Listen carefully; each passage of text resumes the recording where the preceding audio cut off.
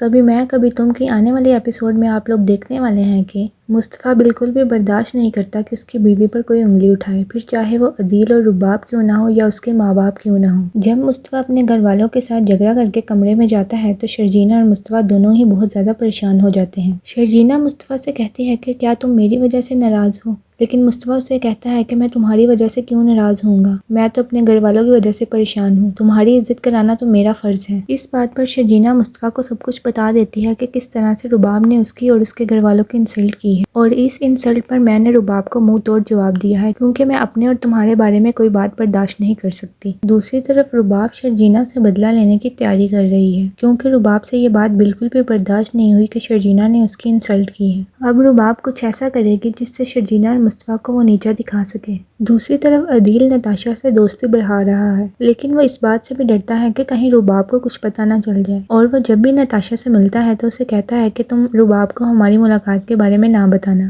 نہیں تو وہ پاگل سائیکو لڑکی کچھ بھی کر ڈالے گی۔ دوسری طرف شرجینا کی ساس اس کو برداشت نہیں کرتی، جب بھی وہ سامنے سے گزرتی ہے اس کو کچھ نہ کچھ سنا دیتی ہے۔ اس دفعہ جب شرجینا اپنی ساس کے سامنے سے گزر رہی تھی تو وہ اس کو کہتی ہے کہ تم نے رباب کے ساتھ اچھا نہیں کیا، تمہیں رباب کے ساتھ اس طرح بدتمیزی نہیں کرنی چاہیے تھی، اور وہ اسے کہتی ہے کہ اس گھر کا خرچہ تمہارے پیسوں سے نہیں چلتا بلکہ رباب کے پیسوں سے چلتا ہے، اور یہ سب جو عیش و عشرت کی تم زندگی گزار رہی ہو یہ رباب اور عدیل کی وجہ سے ہے۔ اس بات پر شرجینا اپنی ساس کو جواب دیتی ہے کہ میں اپنا اور مصطفیٰ کا گزر بسر بہت اچھی طرح سے کر رہی ہوں، اور کوشش کر رہی ہوں کہ مصطفیٰ اپنے پیروں پر کھڑا ہو سکے تاکہ اسے کسی کی بات نہ سننی پڑے۔ اور دوسری طرف عدیل اور مصطفیٰ کا باپ ان دونوں کو بلاتا ہے اور اسے کہتا ہے کہ تم دونوں آپس میں کیا کر رہے ہو، تم دونوں ہی تو میرا سہارا ہو، جب تم دونوں آپس میں جھگڑنے لگو گے تو میں کہاں جاؤں گا، تم دونوں میرے بازو ہو، اگر تم دونوں کمزور پڑ گئے تو میں بھی کمزور پڑ جاؤں گا۔ اور عدیل کا باپ اپنے بیٹوں سے کہتا ہے کہ تم دونوں اپنی جو بھی غلط فہمیاں ہیں اسے دور کر کے ایک دوسرے کے گلے لگ جاؤ۔ عدیل کہتا ہے کہ میں تو مصطفیٰ کی شکل بھی نہیں دیکھنا چاہتا تو میں اس سے صلح کیوں کروں، لیکن اس کے باپ اور ماں کے بہت زیادہ سمجھانے پر وہ دونوں ایک دوسرے کے گلے لگ جاتے ہیں اور ایک دوسرے کو معاف کر دیتے ہیں۔